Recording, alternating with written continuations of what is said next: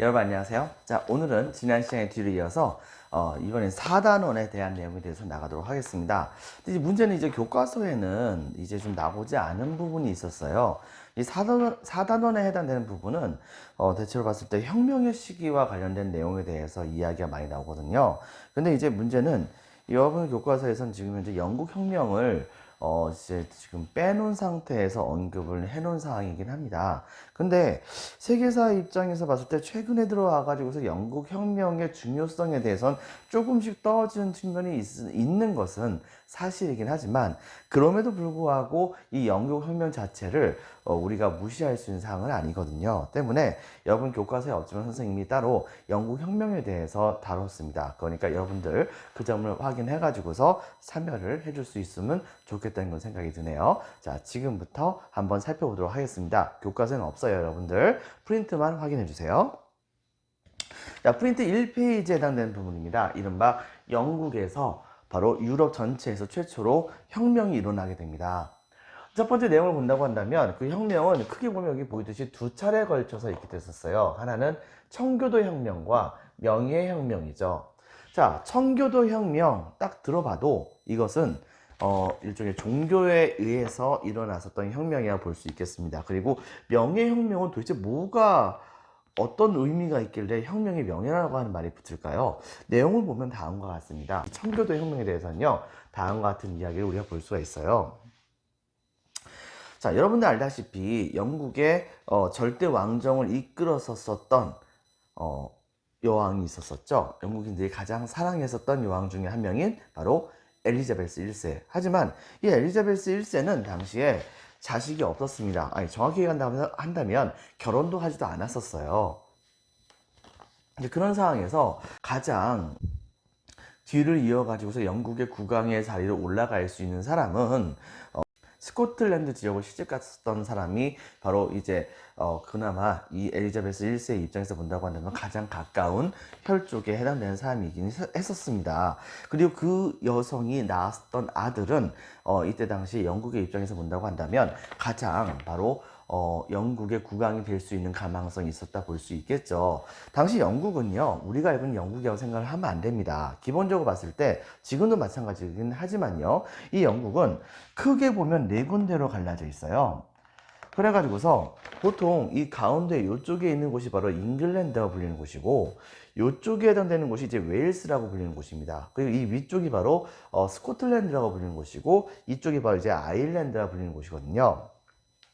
근데 당시에 이 가장 엘리자베스가 죽은 다음에 그 뒤를 이어가지고서 왕위를 계승할 수 있는 가장 가까운 혈 쪽에 해당되는 여성이 당시에 스코틀랜드의 왕과 결혼을 하게 돼요. 그리고 그 사이에서 그 아들을 낳게 됐었죠. 근데 문제는 뭐냐면 이 여성이 이때 당시에 카톨릭을 믿었었기 때문에, 그리고 이 영국 전역에서는요, 사실상 영국 국교회 이외에도 바로 이제 일종의 장로회라고 하는 그런 청교도 계통에 해당되는 종교가 되게 많이 유행을 하고 있었기 때문에 이 장로회파가 장악을 하고 있었던 스코틀랜드 지역을 카톨릭을 믿고 있었던 바로 이제 그 여성 혼자서 여기서 버텨낼 수가 없었던 겁니다. 그래가지고서 어쩔 수 없이 이 여성은 잉글랜드로 도망을 오게 되었고, 이 여성을 바로 이 엘리자베스 1세는 되게 잘 보살펴줬지만, 문제는 국내에서 카톨릭을 바로 국가의 종교로 삼고자 했었던 세력들이 바로 그 여성을 앞장 세워가지고서 엘리자베스 1세를 내쫓아 버리려고 하는 모습까지 보여주게 되자, 나중에 어쩔 수 없이 이 엘리자베스 1세는 자신의 왕권을 탄탄하게 하기 위해서 그 여성을 제거해 버립니다. 자, 그런 상황인데 이때 당시 엘리자베스 1세가 죽게 됐어요. 그렇게 되자 자연스럽게 영국의 왕위의 자리는 가장 영국의 왕위에 가까운 사람 중에 한 명으로서 당시에 스코틀랜드의 왕으로 즉위를 했었던 바로 제임스 1세라고 하는 사람이 거기에 포함되는 사람이었습니다. 이 제임스 1세는 말 그대로 굉장히 좀 전제적인 정치를 되게 많이 했었던 사람이었어요. 이 사람이 가장 존경에 맞지 않았던 사람이 바로 누구였냐면 바로 프랑스의 루이 14세였습니다. 바로 그 사람의 이론에 따라서 이른바 절대 왕정의 시스템을 영국에다가 정착을 시키려고 했었죠. 하지만 이 사람이 한 가지 간과한 것이 있었습니다. 그것은 바로 뭐냐면 프랑스와 같은 나라들보다도 이 영국은 굉장히 의회가 많이 발달했던 나라입니다. 그러다 보니까 이때 당시 제임스 1세가 시행했던 여러 가지 정책 같은 것들이 의회를 통해 가지고서 제대로 시행되지 않는 모습을 많이 보여주기도 했었어요. 근데 그럼에도 불구하고 이때 당시 제임스 1세는 자신의 그런 고집대로 정치를 이끌어 나가려고 하는 모습을 보여줬고, 의회도 어느 정도 참아줄 수 있는 상황까지 갔었기 때문에 이 제임스 1세 때까지는 그래도 잘 이제 나름대로의 갈등이 많이 일어났던 것은 아니었습니다. 하지만 문제는 뭐냐, 찰스 1세가 왕위를 계승했을 때는 제임스 1세는 여러분들 바로 이때 당시에 스코틀랜드와 영국의 왕위를 같이 계승한 겁니다. 이렇게 되게 됨으로써 사실상 스코틀랜드와 영국의 왕실이 하나로 합쳐졌다 볼 수 있는데, 당시에 제임스 1세는 잉글랜드에서 쫓겨난다고 하더라도 스코틀랜드라고 하는 곳으로 도망가면 끝이었던 것이에요. 자, 그런데 이때 당시에 제임스 1세의 아들이었던 찰스 1세가 왕위를 계승했을 때는 그의 경우에는 영국에서 태어났었던 사람이잖아요. 스코틀랜드의 왕위를 같이 갖고 있었단 말입니다. 그럼에도 불구하고 양쪽 둘 다에게서부터 이 찰스 1세가 전부 다 이해를 받지 못합니다. 특히 제임스 1세와 찰스 1세 당시 때는 영국 내부에서 국교 이외에 좀 더 진보적인 의견을 갖고 있었던 여러 가지 청교도 계통에 해당되는, 신교 계통에 해당되는 그런 종교가 되게 많이 확산되고 있었기 때문에 이것이 확산되는 것을 그다지 좋아하지 않았던 이들은 이때 당시에 이런 청교도를 박해하는 모습을 보여주게 됩니다. 그리고 여러분 생각해 보세요. 절대 왕정은 절대적으로 강력한 권력을 갖고 있었던 왕정이잖아요. 당연히 다른 그런 세력들에게 눈치 볼 필요가 없잖아요. 그냥 내가 시민들에게 돈 내놔 하면 시민들은 돈 내야 되는 겁니다. 그런데 비해서 이때 당시에 영국의 경우에는요, 모든 국가의 예산 같은 것들은 전부 다 각 도시와 각 지역의 대표자들이 모여가지고서 회의를 여는 의회에서 결정하는 경향이 되게 컸었거든요. 자, 그런데 이때 당시에 의회가 승인을 하지 않고서 이때 당시 찰스 1세라든가 제임스 1세 같은 사람들은 함부로 백성들에게서부터 막 세금을 걷는 모습을 막 보여줬던 것이에요. 자, 이렇기 때문에 이거에 대해서 굉장히 많은 불만들이 있을 수밖에 없었던 것입니다. 즉, 한마디로 말한다면 제임스 1세와 찰스 1세의 전제 정치가 너무 심했었던 상황이었던 겁니다. 근데 이 시대 때쯤 알게 됐을 때 바로 이 영국은요, 대제후라고 하는 세력들이 점차 쇠퇴를 하게 돼요. 그리고 그들이 가졌던 많은 땅들은 나름대로 부를 일구게 되었었던 이른바 우리가 알고 있는 바로 젠틀맨이라고 있죠, 여러분들. 이 젠틀맨의 어원에 해당됐었던 지방의 중소지주급에 해당되는 사람들, 이른바 젠틀이라고 하는 사람들이 있었어요. 이 젠틀을 비롯해 가지고서 일반적인 요우머니하고도 불렸었던 일반적인 자영농들, 이런 사람들이 지방에서 계속해서 성장을 해 나가고 있던 상황이었었고, 그 다음에 또 한 가지, 각 지역에서는요, 도시들이 많이 활성화되면서 이 도시에서 바로 막대한 양에 해당하는 돈을 벌어가지고서 사회적으로 신분 상승을 꾀했었던 시민층들도 같이 성장을 하고 있었던 상황이었습니다. 자, 이런 상황에서 이런 사람들의 눈치를 전혀 보지 않고서 왕이 마음대로 바로 세금을 거두려고 한다? 이것은 뭔가 좀 잘못된 일이 시작되었다 볼 수 있는 것이겠죠.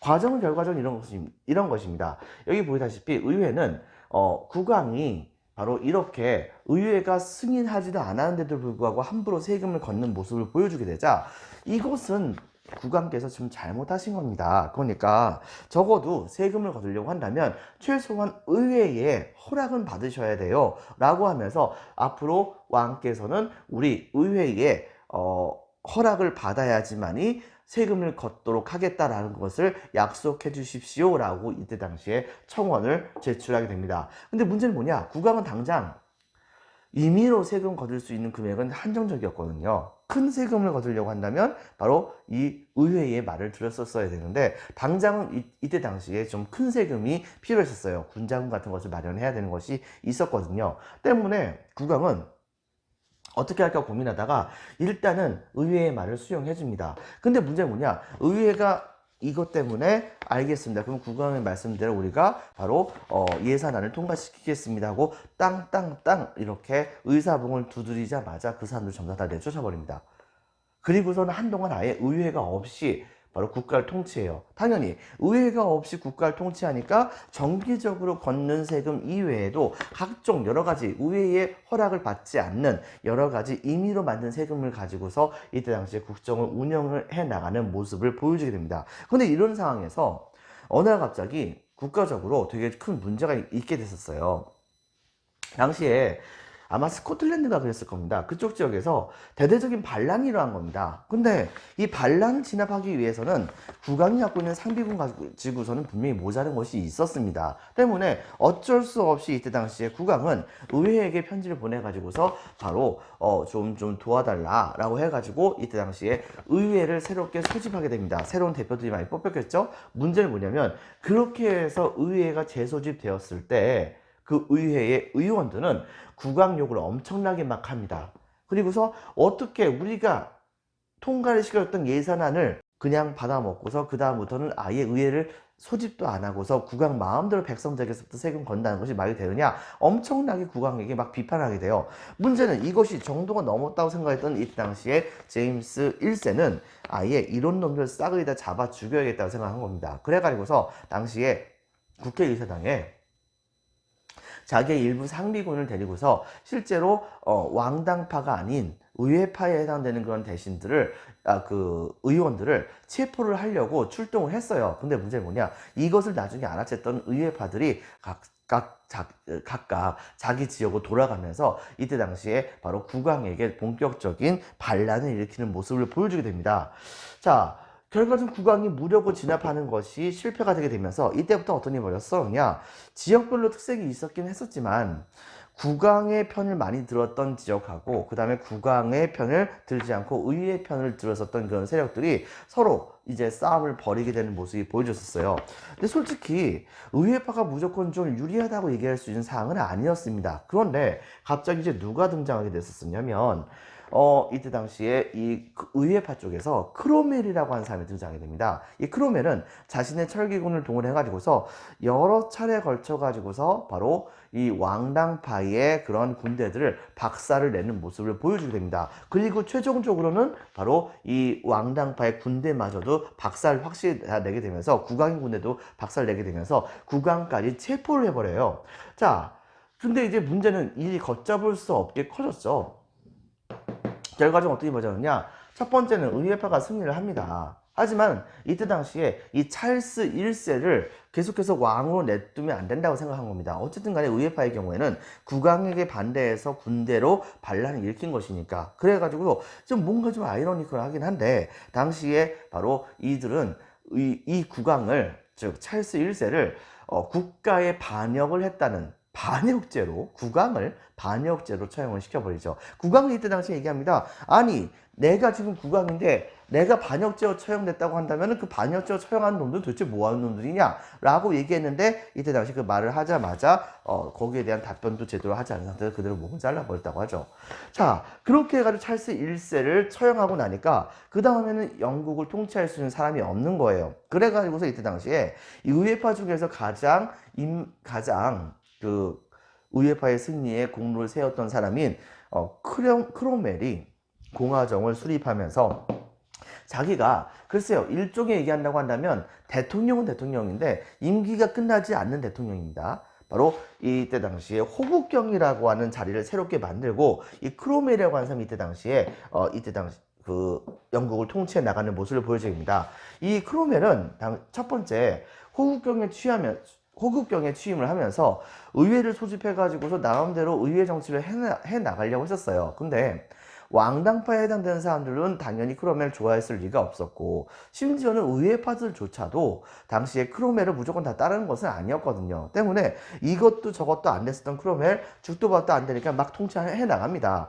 막 통치해 나가는 과정 중에서도 또 한 가지, 이 크로멜은 굉장한 독실한 바로 크리스찬이었었습니다. 신교도를 믿고 있던 사람이었었어요. 청교도였었는데, 그런데 자기가 생각했을 때 청교도 입장에서 본다고 한다면 이 국가가 너무나도 탐욕스러운 국가라고 생각을 했던 것입니다. 맨날 도박에 빠진 사람도 있었고 방탕하게 살아가는 사람들도 있었고 이랬던 거죠. 그러니까 이때 당시 크로멜은 뭘 하게 되냐면 뭘 하게 됐냐면 사람들의 그런 나태하고 잘못된 마음들을 전부 다 없앤다는 명목으로 이때 당시에 사람들의 오락거리 같은 것을 싹 다 없애버려요. 도박 금지해버리고 경주라든가 이런 것들 전부 다 금지해버리고 심지어 극장마저도 금지해버리고 하는 모습을 보여주게 됩니다. 그리고 많은 사람들은 휴일날이 전부 다 교회 가가지고서 성경책만 읽어야 되는 거예요.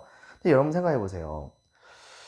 독실한 크리스찬의 입장에서도 매일같이 하루하루 전부 다를 그냥 성경책만 읽고서 살아간다? 이거 조금 좀 굉장히 많이 따분한 노릇이죠. 하물며 독실하지 않는 바로 신자들의 경우에는 더 말할 나위가 없겠죠. 처음에는 크로멜의 개혁 정치에 대해서 많은 사람이 옳다고 하면서 박수를 쳐줬지만 시간이 흘러가면서 그런 식으로 통치하는 것에 대해서 염증을 사람들이 느끼게 되었던 것입니다. 하지만 크로멜은 이때 당시에 강력한 권력을 갖고 있었기 때문에 크로멜이 살아있을 때까지는 이때 당시에 여기에 대한 저항을 제대로 하지 못했었어요. 그리고 또 한 가지는 영국을 대신해 가지고서 떠오르는 그 해상 무역의 강자가 있었습니다. 그게 바로 어디냐면은 네덜란드에 있었어요. 이 네덜란드의 경우에는 이때 당시에 전 세계 무역을 거의 독점하다시피 하는 모습도 실제로 보여주기도 했었거든요. 그래서 심지어는 이 네덜란드는 나중에 포르투갈을 내쫓아 버리고 일본까지 교역을 하는 모습을 보여주기도 합니다. 기억날지 모르겠는데 여러분들 바로 이들이 이때 당시에 일본과 교역을 하는 과정 중에서 나가사키의 네지마라고 하는 곳까지 가가지고서 거기에서 상관을 설치해서 일본과 같이 교역을 하는 모습까지 보여줬다고 예전에 선생님이 설명한 적이 있었을 거예요.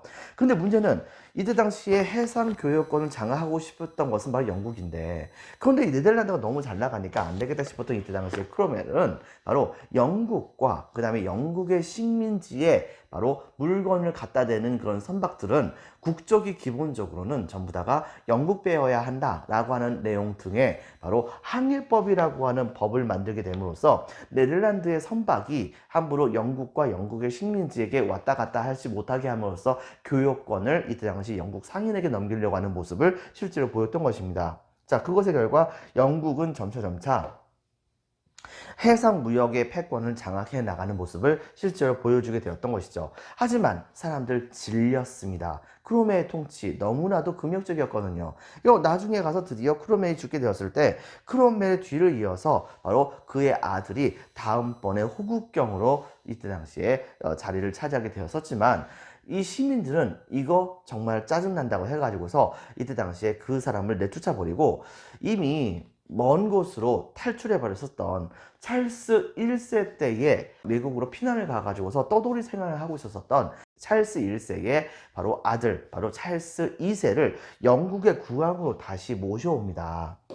여러분들, 영국 국왕으로 다시 모셔오니까 찰스 2세는 하루아침에 바로 원래 국가가 없는 국왕 신세로, 국가가 없는 왕세자 신세로 뭐 그냥 유럽 전역을 떠돌아다니면서 천덕꾸러기 신세였다가 하루아침에 영국의 국왕으로 즉위를 해버린 거죠.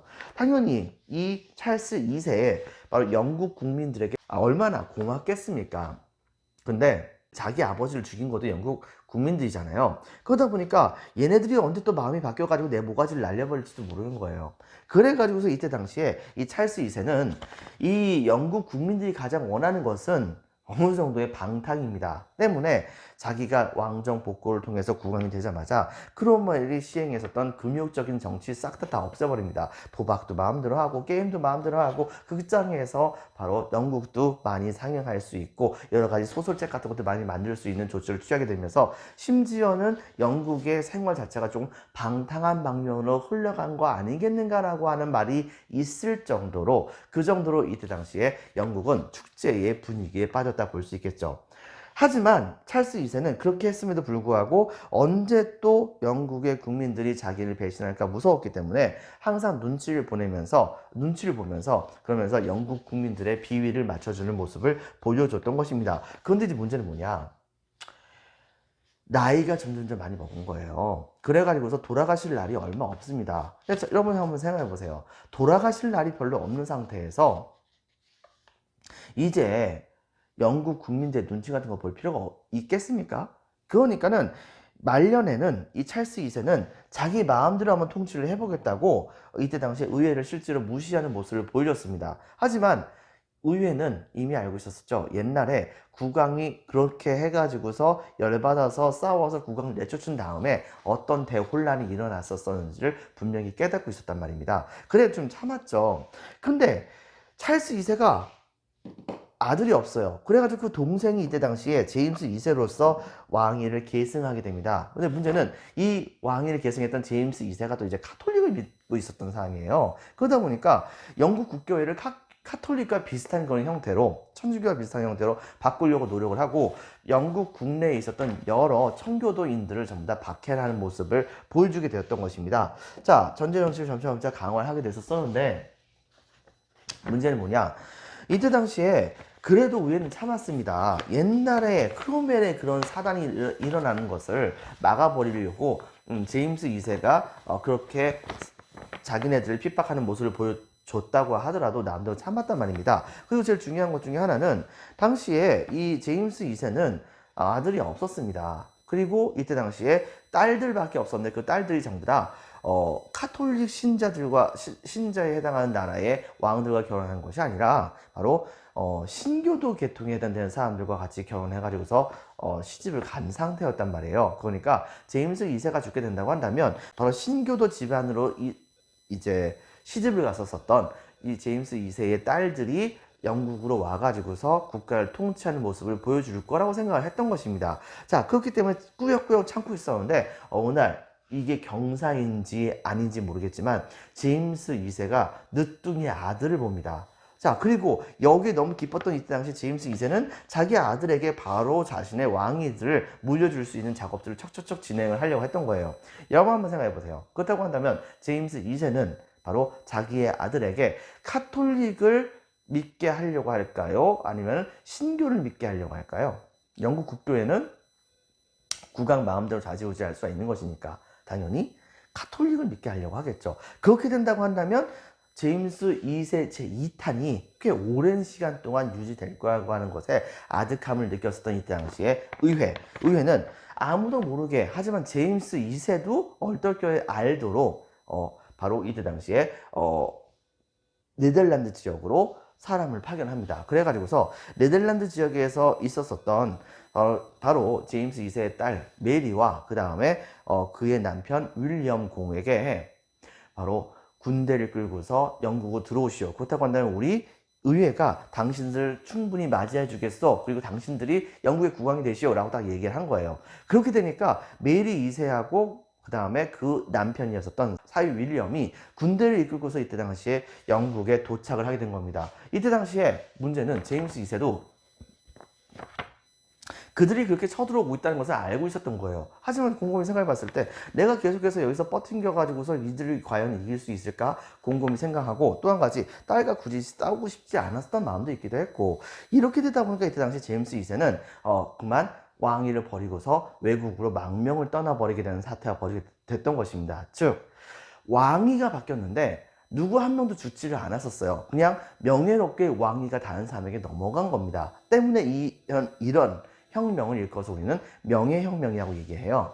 자, 그래서 이 명예혁명에서는 제임스 2세를 의회가 폐위를 시키고 그 딸이었었던 바로 메리 2세와 윌리엄 3세를 공동왕으로 임명합니다. 그리고 당신들을 공동왕으로 임명하겠습니다. 딱 얘기하는데 여기에서 이 의회가 머리를 씁니다. 어떻게 하냐면 대관식을 딱 하기 직전에 바로 의회가 이 메리 2세와 그 다음에 윌리엄 3세에게 당신들은 이제부터 영국의 국왕입니다. 그런데 영국의 국왕이 되시기 전에 이 문서에다가 사인을 해주세요 라고 딱 얘기하는 거예요. 그 문서를 딱 보니까 국왕이라고 하더라도 반드시 의회가 만들어 놓았었던 법을, 국왕이라고 하더라도 바로 의회가 만들어 놨었던 그런 법을 함부로 어겨서는 안 된다는 식의 내용의 왕권을 제한하는 그런 형태의 권리장전이라고 하는 문서를 이들에게 제시를 한 겁니다. 그러면서 여기에 사인 안 하면 당신들 국왕 못 된대요.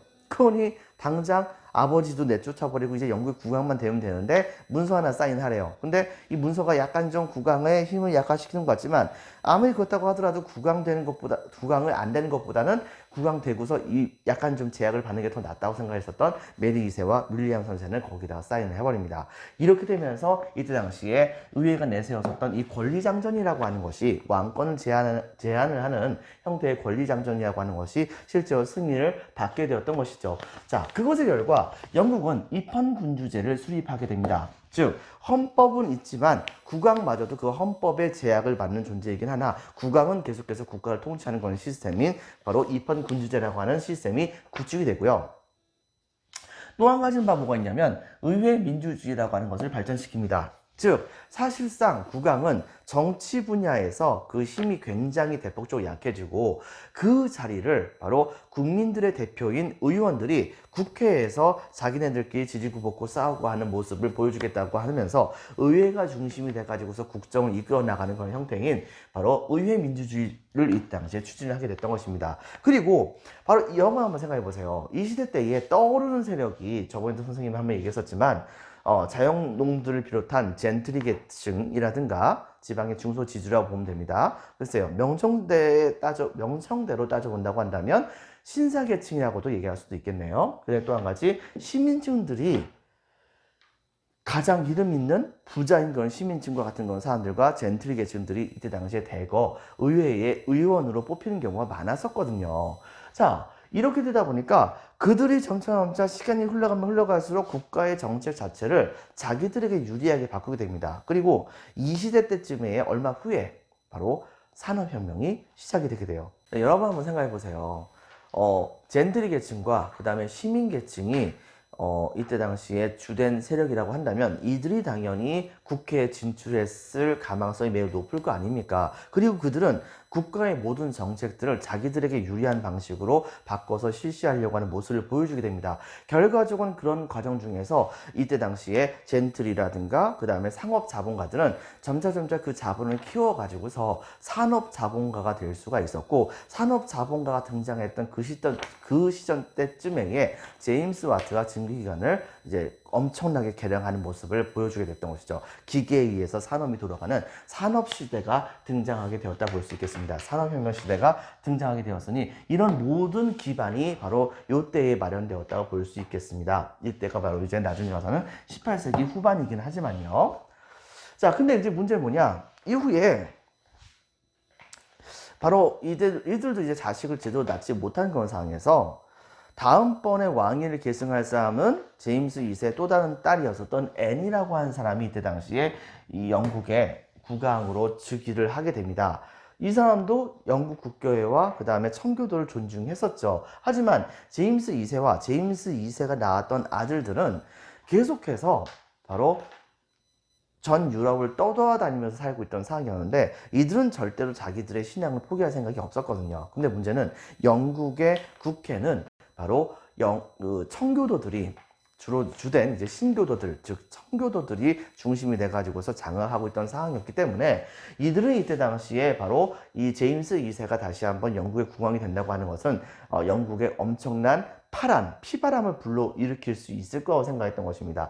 근데 그렇기 때문에 바로 앤을 제임스 2세의 신교도에 해당했었던 딸 앤을 영국의 여왕으로 즉위시켰었는데 이 사람도 후손이 없는 거예요. 그러다 보니까 의회는 어떻게 할까 고민하다가 나중에 가서는 아예 법령을 만들어요. 영국의 국왕이 되는 사람들은 반드시 영국 국교회를 믿어야 한다고 하는 글을 이때 당시에 그런 법을 만들게 됩니다. 그런 법을 만들게 됩니다. 결과적으로는요, 제임스 2세, 이것은 바로 제임스 2세와 제임스 2세의 후손들이 영국의 국왕이 되는 것을 영원히 막아버리는 조처였던 것입니다. 결과적으로는 왕실과 혈통이 가장 가까운 사람이 누군가를 한번 찾아봤었어요. 제임스 2세 계통에 해당하는 사람들은 전부 다 카톨릭을 믿으니까 그들은 전부 다 제외하고, 그래서 자꾸 하다 보니까 정말 아주 먼 친척 중에서 신성로마 제국이 있었던 지역 있죠? 독일 지역. 이 독일 지역에 하노버라고 하는 건 지역에 공국이 있었습니다. 하노버 공국. 독일의 그 하노버 공국에 제후였었던 사람이 있었습니다. 여러분들, 이 제후였던 사람이 그나마 영국의 왕실과 가장 피가 가까이 있었다 볼 수 있었습니다. 그래가지고서 당시에 영국은 갑작스럽게 하노버로 날아가가지고서 하노버 공국 조지라고 하는 사람에게 당신은 영국의 국왕이 될 수 있는 후계자라 볼 수 있는 사람입니다. 영국의 국왕이 되겠습니까? 라고 딱 물어봐요. 그래가지고서 여러분 생각해 보세요. 아무래도 제후보다는 왕이 좋잖아요. 그래가지고 이때 당시에 하노버 공국의 제후였었던 이 조지는 곧바로 영국으로 건너가가지고서 영국의 국왕으로 즉위하게 됩니다. 바로 이렇게 해가지고 등장했었던 이런 왕이 바로 조지 1세고, 이 조지 1세가 지금 현재의 우리가 알고 있는 영국 국왕의 선조라고 보면 돼요. 근데 문제는 뭐냐? 이 조지 1세가 독일 사람이잖아요. 독일에서 오다 보니까 영국의 국왕인데 영국말을 못해요. 그러다 보니까 실제로 물론 이제 약간 좀 우스갯소리라고도 볼 수 있겠지만, 이때 당시에 이 조지 1세는 제대로 말도 못하는 상황에서 국가를 다스려야 되다 보니까 사실상 국정에 거의 개입을 하지 못하게 되었고, 그것의 결과 이때 당시에 영국의 정치는 국왕을 대신해서 의회파와 그 다음에 왕당파 이런 세력들이 같이 바로 서로 경쟁을 하면서 의회 중심으로 국가가 유지되고, 국왕은 바로 군림하나 통치하지 않는다라고 하는 영국의 전통이 이때부터 세워지게 되었다고 합니다. 바로 이런 식으로 해서 바로 영국의 바로 청교도 혁명과 명예혁명의 이야기는 끝마치도록 하겠습니다. 여러분들 수고 많으셨습니다. 오늘 여기까지 할게요. 감사합니다.